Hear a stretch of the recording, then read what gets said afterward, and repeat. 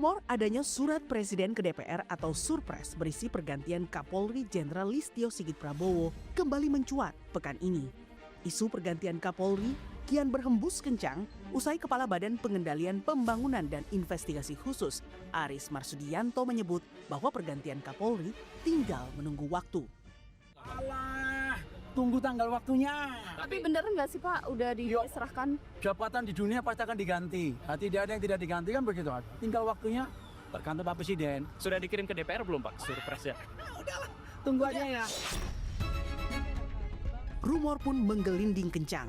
Kapolri Jenderal Listio Sigit pun ikut bereaksi. Listio bilang sepenuhnya prerogatif presiden.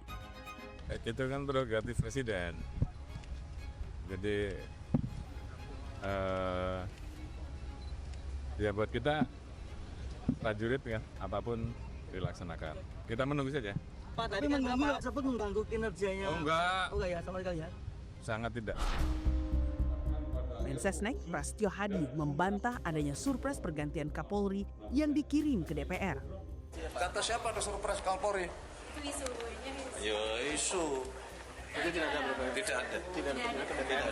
Tidak ada surprise Kapolri. Mengaku sudah mengecek ke pimpinan DPR, Ketua Komisi 3 DPR Habibur Rahman membantah ada surat presiden soal pergantian Kapolri yang masuk ke Senayan. Tidak benar kalau dikatakan ada surat presiden kepada DPR RI yang berisi tentang pergantian Kapolri. Kami menghimbau kepada masyarakat agar jangan terpengaruh dengan isu-isu yang tidak benar dan tidak ada dasarnya. Kami benar-benar telah mengecek kepada pimpinan DPR, ya, yang juga pimpinan DPR sudah mengecek kepada pihak terkait di istana bahwa memang tidak ada pengiriman surat presiden terkait pergantian Kapolri tersebut. Menurut pengamat kepolisian Bambang Rukminto, munculnya rumor surpres dan isu pergantian Kapolri sebagai upaya cek ombak. Tujuannya untuk mengetahui sejauh mana dukungan publik jika kebijakan mengganti Kapolri diambil. Kalau secara politik keamanan ini adalah perang narasi untuk memperebutkan persepsi di publik ya, hanya sekitar cek ombak saja seberapa jauh dukungan untuk melakukan pergantian Kapolri. Tapi Presiden tentu juga akan mengukur keuntungan atau keuntungan strategis dari pergantian Kapolri di saat ini. Jenderal Listio tercatat sebagai Kapolri terlama sejak tahun 1960 dengan masa jabatan berjalan 5 tahun 7 bulan. Jenderal Listio menjadi salah satu dari sederet pimpinan lembaga strategis warisan pemerintahan mantan Presiden Jokowi yang duduk di pemerintahan Presiden Prabowo. Isu pergantian Kapolri telah beberapa kali menguat sejak Presiden Prabowo Subianto menjabat.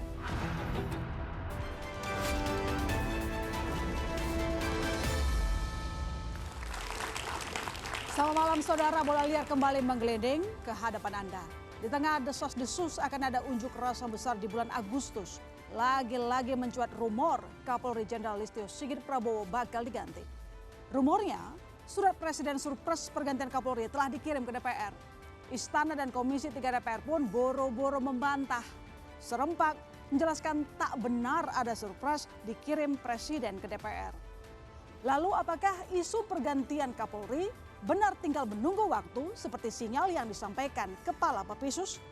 Ataukah rumor sengaja dilempar untuk cek ombak sebelum Kapolri akan diganti? Mengapa Presiden Prabowo belum juga mengangkat Kapolri baru dan hingga saat ini masih mempertahankan Jenderal Listio yang sudah menjabat sejak pemerintahan Presiden Jokowi? Kita ulas lengkapnya bersama saya Masih Tertarigan di Bola Liar. Topik malam ini kita bahas dengan sejumlah narasumber. Saya menyapa Jayadi Hanan, Direktur Eksekutif Lembaga Survei Indonesia. Halo, Jayadi. Pak Juanda, Guru Besar Hukum Tata Negara Universitas Esa Unggul Jakarta. Halo Pak Juanda. Irjen Purnawirawan Arianto Sutadi, Penasihat Ahli Kapolri. Selamat malam. Selamat malam. Pak Sugeng Teguh Santoso, Ketua Indonesia Police Watch. Selamat malam Pak Sugeng. Malam. Julius Ibrani, Ketua Indonesia Risk Center. Selamat malam Mas Julius. Terima kasih, Pak. Komjen Purnawirawan Susno Duaji, Kabar Reskrim Polri 2008-2009. Selamat malam. Malam. Di floor Bang Ray Rangkuti, Direktur Eksekutif Lingkar Madani. Halo Bang. Selamat malam.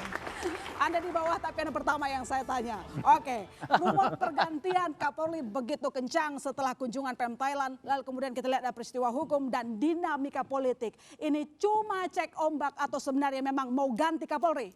Feeling saya iya mau diganti. Mau diganti? Betul. Kalaupun disebut Indikasinya ombak, apa Bang? Sudah bolak-balik soalnya, tahun lalu juga kan? oh ya udah banyak sih sebenarnya. Tapi ini kebutuhannya sih menurut saya udah mendesak lah ya. Mendesak? Mendesak. Saya punya 10 alasan untuk mengatakan bahwa sebaiknya memang Kapolri yang sekarang ini segera diganti oleh Presiden gitu. Tapi kalaupun disebut cek ombaknya saya kira bukan ke rakyat. Tapi ke lingkaran istana.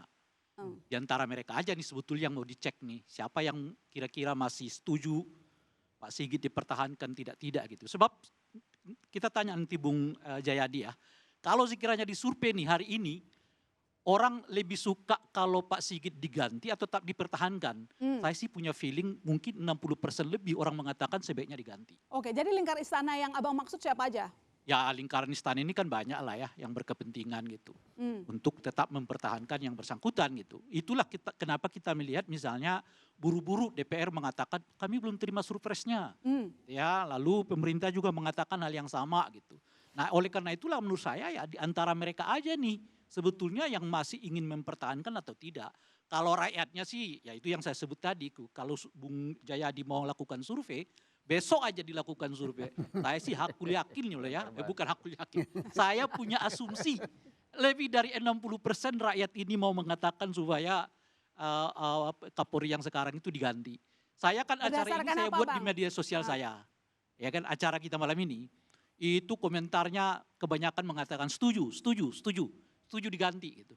Jarang kita yang menemukan orang yang mengatakan sebaiknya dipertahankan. Kecuali tentu orang-orang dekat dari Kapolri ini gitu. Nah saya tadi menyebut ada sekitar 10 alasan saya untuk mendorong supaya Polri ini ganti. Perlu nggak saya bacakan satu-satu? Oke, yang paling diringkas dulu, yang paling penting, paling urgent menurut Anda. Semuanya penting.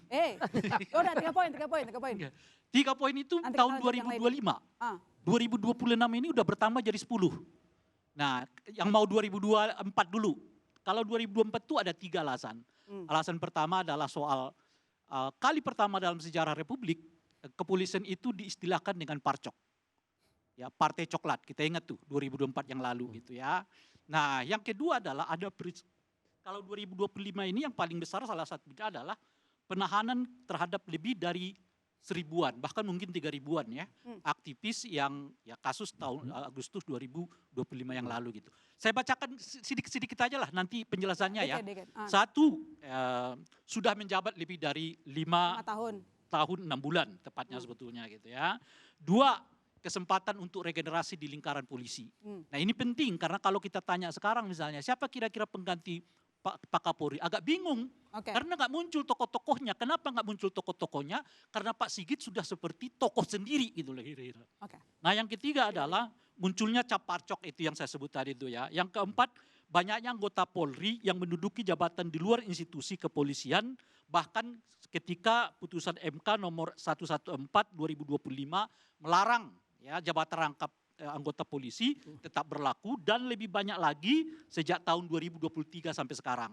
Hampir lebih dari sekitar 3.000-an sampai 4.000-an anggota polisi yang menjabat di jabatan sivil ya. 5, ribuan aktivis ditahan, saya sudah sebutkan itu tadi. 6, peristiwa Agustus 2025 yang lalu. Ke-7, pernyataan siap sampai titik darah penghabisan di rapat dengan Komisi 3 saat itu. Ke-8, mandeknya amanah reformasi. Saya kira undang-undang yang sekarang, undang-undang nomor 5 tahun 2026, tidak begitu banyak memuat pesan-pesan reformasi. 9, rendahnya perhatian polisi terhadap kasus korupsi, khususnya yang berada di lingkaran kepolisian sendiri. Yang ke-10, ketegangan institusional antara kepolisian dan kejaksaan. Stop dulu. Karena ada 10, saya menyatakan memang sebaiknya diganti karena lebih banyak alasan menggantinya daripada mempertahankannya. Baik, saya ke Pak Susno. Pak Susno, ada 10 poin disampaikan oleh Bang Rey. Anda sendiri melihat apakah memang benar Kapolri harus mendesak diganti itu kata Bang Rey tadi. Anda setuju nggak? Pertama ya, saya tentunya akan jawab sebagai seorang polisi ya, mantan polisi. Jelas kita konstitusional, itu hak prerogatif presiden, yes. Kemudian yang kedua, apakah jabatan Kapolri ini adalah pejabat lembaga negara yang terlama di bidang penegakan hukum? Saya kira tidak. Yang paling lama itu Jaksa Agung. 2019. Jaksa Agung 7 tahun. Nah kemudian dalam undang-undang untuk Kapolri memang tidak ada ketentuan selain kalau dia pensiun. Ya. Nah tetapi ini tergantung karena ini hak prerogatif presiden, terserah Pak Presiden. Apakah yang sekarang ini presiden benar-benar mau mengganti? Saya kira ini saya sependapat dengan beliau. Ini cek ombak. Siapa yang dicek ombaknya? Ya yang berkepentingan. Kalau rakyat nggak perlu dicek lagi ya, karena rakyat ini objeknya ya. Jadi kalau cek ombak beliau sudah penelitian. Nah kalau di internal Polri saya yakin bahwa sebagian daripada junior-junior itu ingin juga merasakan gimana dia berbintang 8, 4 di kiri 4 di kanan gitu. Nah jadi ini artinya suara-suara dari bawah memang harus begitu. Tetapi persoalannya adalah apakah saat ini tepat ganti Kapolri? Saya kira digeser sedikit. Mengapa?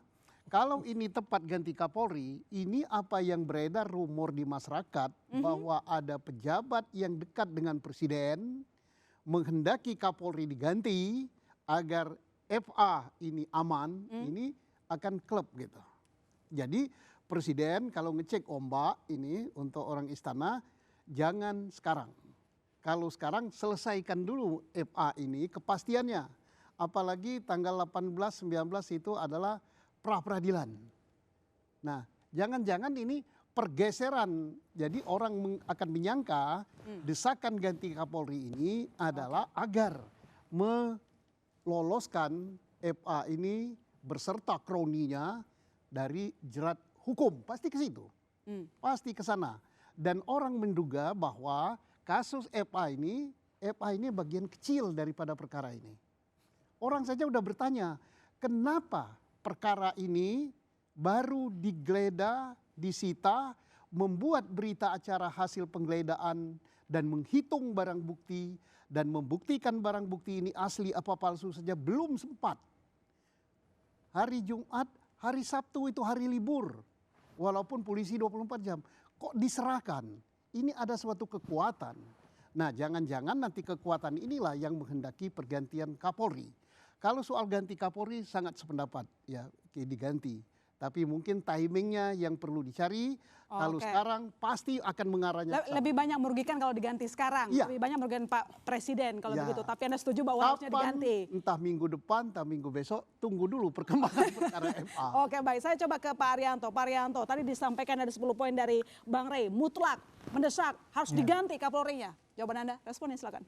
Kalau menurut saya ya, berapa tahun saya, 14 tahun saya tuh di lingkungan Kapolri. Kapolri itu pasti dihentikan oleh Presiden kalau Presiden sudah menilai tidak begitu kurang bermanfaat dalam tanda petik. Kapolri itu rata-rata kalau dulu kan ya pertama kali yang Kapolri pertama itu ada sampai 16 tahun itu Pak yang pendiri Kapolri. Terus kemudian yang kedua waktu Pak Sanusi 4 tahun, Pak Sigit ini 5 tahun. Yang lainnya rata-rata 2 tahun. Kapolri itu pasti dipilih orang yang loyal dengan presiden. Jadi kalau selama itu dinilai itu loyalnya tertinggi, itu dinilai berhasil. Contoh saja ya misalkan. Kalau Kapolri yang dulu itu ya, itu kebanyakan fokusnya kan pada pembangunan internal Polri. Tapi Pak Sigit ini punya style lain. Beliau di samping memperbaiki polisi dengan presisinya, beliau punya program mengutamakan keberhasilan program pemerintah yang paling utama. Waktu zaman Pak Jokowi dulu COVID, ekonomi, dan itu oleh pemerintah dinilai berhasil.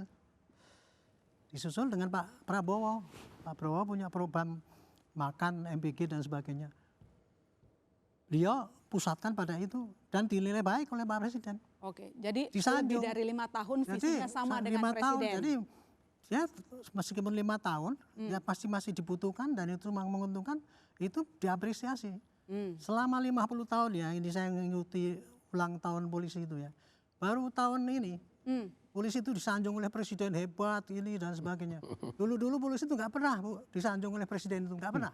Even oleh Pak Jokowi nggak pernah sanjung seperti sekarang. Nah itu menunjukkan bahwa Pak Presiden masih perlu menggunakan Pak Sigit. Itu jadi kalau untuk perlu diganti apa tidak, kalau menurut hemat saya tergantung dari Pak Presiden itu nanti, kepentingan Pak Presiden nanti. Itu tadi kalau Dan sejauh ini Anda melihat Pak Presiden puas dengan kinerja Pak Sigit? Ya. Jangan Karena lupa. di mana-mana disanjung-sanjung kayak gitu. Ini pandangan saya ya gitu ya. Jadi Jangan lupa ada beberapa menteri yang diganti oleh Pak Prabowo justru setelah disanjung-sanjung beliau. Jadi tidak Ya, tertutup nggak apa-apa. kemungkinan Pak Sigit juga melakukan serupa.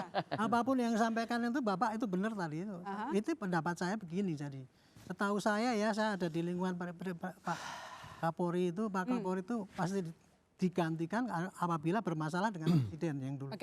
Tapi kalau dia masih disayang, pasti ya tidak segera diganti. Sekarang permasalahannya kalau mau diganti, presiden juga mau mikir penggantinya siapa. Apakah itu nanti bisa ngangkat kepentingan beliau atau tidak. Kira-kira itu kalau pendapat saya. Oke, coba saya ke Mas Julius. Anda lebih sepakat yang mana? Pendapat Bang Rey mendesak harus diganti atau Pak Arianto bilang kinerja Pak Sigit diakui presiden masih disayang? Ya, saya bukan representasi presiden, Mas Sister. Jadi saya nggak akan jawab itu. Saya mau kita semua nih ada teman-teman mahasiswa nih. Saya mau mendudukan dulu mandat konstitusi di pasal 30 ayat 4. Indikatornya adalah program kerja dan performa. Gitu. Dia adalah alat negara yang bertugas untuk menjaga keamanan negara, penegakan hukum, ketertiban umum, pelayanan masyarakat. Itu isi Undang-Undang Polri.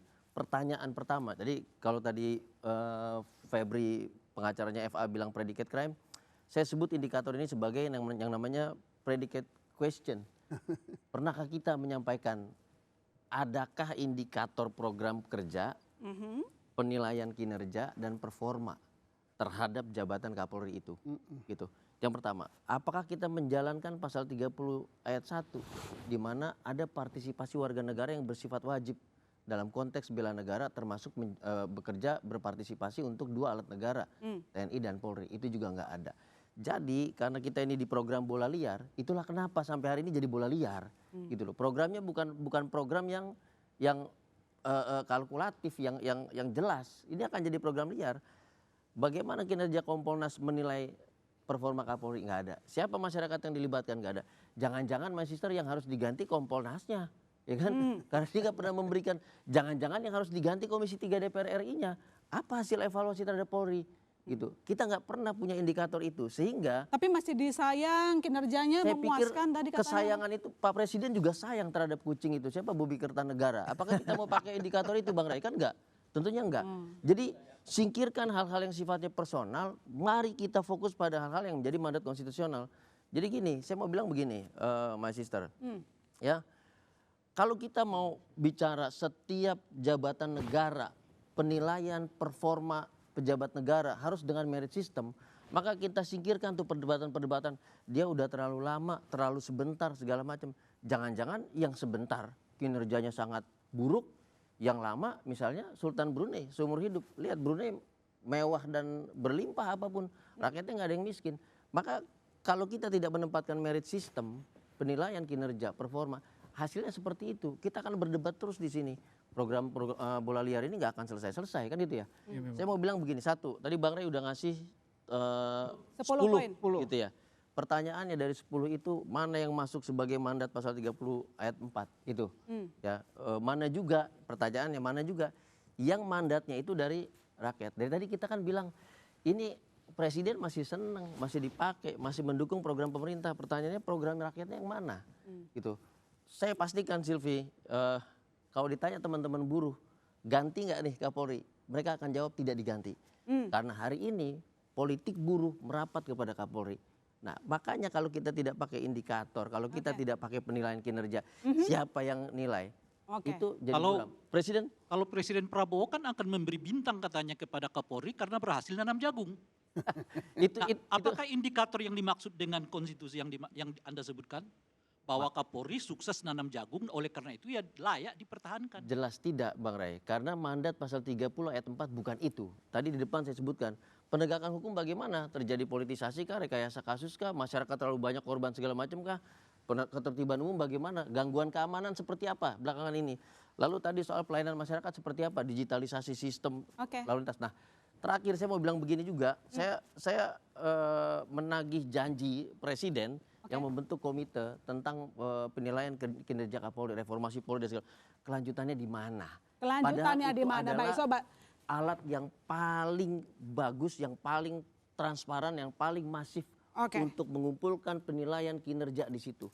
Kalau di situ, kalau dia bilang yes, yes, indikatornya jelas. Kalau dia bilang no, indikator jelas. Jadi bukan soal nama, Mas Isar. Gitu. Baik, ini soal indikator yang dipertanyakan oleh Mas Julius. Jadi Pak Juanda, rumornya ganti, Anda juga menanggapi rumor ganti Kapolri. Meskipun sebenarnya Komisi 3 maupun Istana sudah sama-sama membantah, tapi sayangnya Bapisus memberikan narasi yang menimbulkan bola liar di lapangan.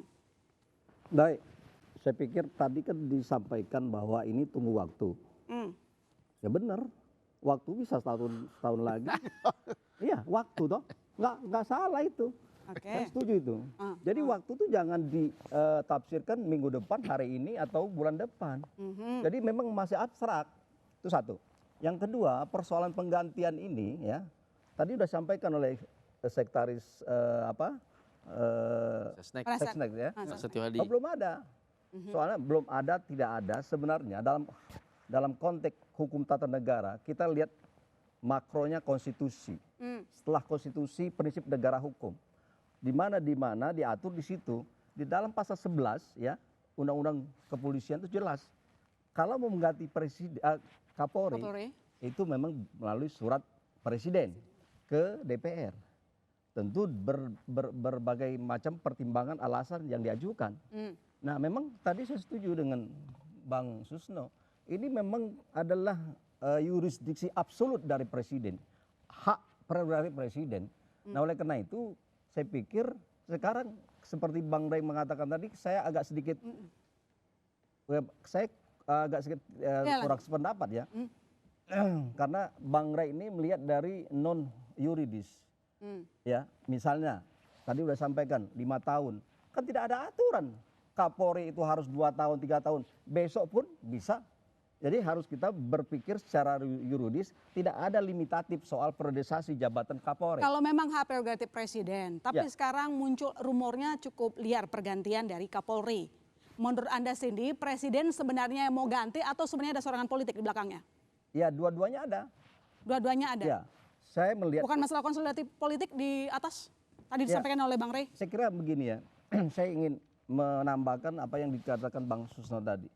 Bahwa sebenarnya soal penggantian itu kan hak prerogatif presiden. Benar. Nah kemudian, tapi tidak tepat sekarang. Tidak tepat dalam bulan ini. Kenapa tidak tepat? Saya melihat kalau ini diganti, pasti tafsirnya karena mentersangkakan FA. Iya. Nah kalau mentersangkakan FA berarti ada kesan Pak Presiden tidak berkomitmen memberantas korupsi. Oke. Ya kan? Dan untuk mentersangkakan FA itu tidak gampang itu.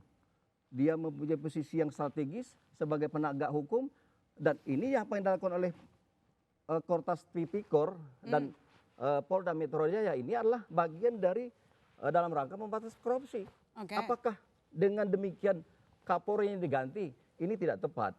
Nanti jangan sampai hati-hati Presiden dalam mengambil keputusan. Hati-hati, ini adalah bisa saja nanti investasi politik yang jelek kalau diganti hari ini atau minggu depan. Tidak tepat waktunya begitu. Baik, saya ke Pak Sugeng. Pak Sugeng, tadi kalau Bang Ray mengatakan ini sebenarnya memang mau diganti, cuman ada perdebatan di atas katanya, para elit di atas. Kapolri itu alat kerja presiden, ya. Jadi Kapolri secara konstitusi dia alat kerja penegakan hukum presiden, melayani masyarakat, menjaga keamanan. Ya. Nah, sebagai alat kerja, dia ternyata tetap dipakai. Ya. Kalau orang alatnya itu cocok, ya, ini nggak akan diganti-ganti. Berarti cocok sekarang? Cocok, ya. Karena program dia ketika dikerjakan oleh pihak lain, ya, program pangan nih ya. Kan nggak begitu berhasil. Kalau cocok, kenapa rumornya bolak-balik? Ya karena bola liar yang menganggap itu ya. Bukan, kan ada yang ngomong kita angkat. Tahun lalu udah ada isunya, sekarang diganti. Rumornya kenapa? Sebentar dulu ya. Oke, silakan. Jadi itu sebagai alat ya, alat kerja. Kalaupun ada pergantian, maka presiden menghendaki alat kerjanya ini juga memiliki kualitas ya. Dan juga kemampuan yang sama dengan alatnya dia. Maka kalau dia mau mengganti pasti dia akan tanya kepada Kapolri sekarang. Kalau ditanya Pak Kapolri dia mau diganti, dia sebetulnya sudah pengen juga diganti. Mungkin termasuk salah satu yang disurvei oleh Pak Roy, Pak Rai ya, Bang Rai gitu loh. Dia juga pengen ganti. Karena apa? Jadi Kapolri itu seperti mengelola tong sampah. Siapa yang senang ngelola tong sampah? Semua urusan bangke dimasukin di situ. Problem masyarakat macet dimasalahkan polisi, ada orang mati bunuh diri nggak jelas dilempar ke polisi, ya segala macam. Pak Sugeng, tong sampah itu. dorongan agar Kapolri itu mundur tuh terjadi pasca peristiwa Agustus 2000 Jadi begini, yang lalu. Kapolri ini, Tapi saat itu kalau saya bilang Kapolri nyawanya justru serem, mengelak. Ya. Jadi gini, saya sudah dengan tahu ya, mengatakan Bang saya akan menuntaskan. Jadi Gitu loh, dia kira-kira. sudah 3 kali. Jadi nggak Tiga benar kalau kali ini beliau mau sebetulnya mundur. ada isu mau diganti, ya 3 kali isu diganti. Pertama, ketika ada penangkapan jenderal polisi yang terlibat narkoba, itu ya, itu rame itu. Sumbar ya? Iya, Sumbar ya. Karena ketidakberhasilan dia ya. Kalau kasus Sambo kan justru keberhasilan diungkap ya. Kemudian kedua, Agustus 2025 kemarin, polisi mau dijebak dalam kondisi tertentu untuk melakukan pelanggaran HAM. Nah ini keahliannya Pak Kapolri, dia menarik seluruh anggota yang di lapangan untuk masuk dan tidak melawan. Bahkan markas Brimob diserang tidak dilawan, gila nggak? Karena dia tahu ada rencana menjebak polisi masuk dalam konstruksi pelanggaran HAM. Di mana? Yang di Kuitang. Tunggu dulu bro. Ada pertanyaan yang bisa disampaikan di tengah-tengah Tunggu dulu itu. bro. Yang ketiga, siapa kira-kira yang melakukan penjebakan? Ada kelompok ya yang ingin menguasai institusi Polri sebagai alatnya, ya. Ya itu masih tetap aja siapa kelompok ini. Tunggu dulu bro, ya tunggu dulu. Bro. Di 2025 itu jelas ya ada oknum-oknum TNI di lapangan. Sama nih kasusnya dengan yang belakangan ini. Ketika kemarin ya terjadi penangkapan, kan ada satu isu disiapkan seorang Kapolri baru bukan oleh presiden tapi oleh temannya yang sedang ditangkap ini, gitu loh. Temannya FA. Iya, temannya FA. Temannya FA. Ya kan, ada. Kapolri ini sangat seksi karena dia alatnya presiden. Jadi kalau menurut saya ya, emang prioritasnya presiden. Tapi dalam pandangan saya, ini akan, kalaupun akan digantikan, presiden akan bertanya kepada Kapolri siapa. Dan supaya ini transisinya smooth. Baik, coba saya ke Pak Jayadi kalau begitu. Berdasarkan obrolan barusan, apakah Anda melihat bahwa memang ada pertarungan politik di balik rumor pergantian Kapolri? Yang pasti ada yang ingin diganti kan. Tapi ada banyak juga yang pengen dipertahankan itu kan. Jadi jelas ada pertarungan di situ. Dan yang ingin diganti punya alasan kan. Misalnya sudah terlalu lama. Memang di era reformasi Pak Sigit yang terlama kan. Di era reformasi ya. Paling jauh itu kan Pak Dai Bahtiar. 3 tahun 11 bulan. Jadi itu alasan itu. Nah alasan itu kan bisa kemana-mana seperti kata Pak Susno. Kalau Kapolri yang terlalu lama, jadi regenerasi bisa jadi masalah kan gitu. Yang kedua kan ada juga alasan lain yang sering diungkapkan dari yang ingin mengganti kan. Terkait dengan bahwa Kapolri ini bukan pilihannya Pak Prabowo. Gitu. Jadi dia tetap seperti sekarang karena untuk menjaga keberlanjutan. Termasuk soal munculnya surprise itu, isu surprise, apakah memang ada pertarungan antar faksi? Iya, kalau dia cerita Pak Sugeng ya, gitu ya. Nah, Pak Sugeng tapi gini, Mbak, menurut saya gini, secara politik pertanyaannya tuh sebenarnya sudah diungkap sih, bukan hanya soal waktunya, tapi siapanya. Gitu. Jadi dua-dua itu jadi, nah memang jawabannya bisa jadi orang yang sama kan jadinya ujungnya itu. Karena kan Pak Sigit masih 3 tahun lagi pensiun, benar nggak? 57 tahun berarti 60 ya? Tambah 2. Oh, ada tambah 2 lagi, malah masih 5 tahun ya. Iya, 12 tahun tuh berarti. 4 tahun. 4 tahun lagi. Bisa 4 tahun lagi gitu ya. 4 tahun lagi. Iya. Jadi yang pertama saya kira memang secara politik ya mau tidak mau ada dimensi politik kan penunjukan Kapolri itu. Pertama dia dituju oleh presiden. Lalu juga ada kaitannya dengan fit and proper test di DPR. Jadi DPR. ada dimensi politiknya mau nggak mau kan. Jelas. Jadi pertimbangan-pertimbangan politik itu pasti akan muncul. Terutama dalam soal ini adalah satu, seberapa dipercaya orang yang akan dipilih itu oleh presiden. Nah, itu satu. Jadi personal trust ya dari presiden. Personal trust dari presiden itu bisa jadi tidak hanya menyangkut soal profesionalisme, kemampuan ya dan sebagainya itu. Yang kedua, nah ini jangan dilupakan, Kapolri itu harus punya hubungan politik yang baik dengan aktor-aktor politik, termasuk partai politik dan aktor-aktor sesama penegak hukum yang lain, jaksa, polisi, kejaksaan, KPK terutama, itu kan. Dan jangan lupa ada TNI juga, gitu. Jadi kalau di antara 4 ini kan 4 unsur nih, dia baik 3, kurang baik sama 1, mungkin yang sementara alternatifnya misalnya baik sama 2, tidak baik sama 2 yang lain, mungkin presiden pikir sudah ambil yang 3-1 aja kan gitu. Dan itu yang kedua ya, jadi hubungan dia dengan aktor-aktor politik yang lain. Yang ketiga adalah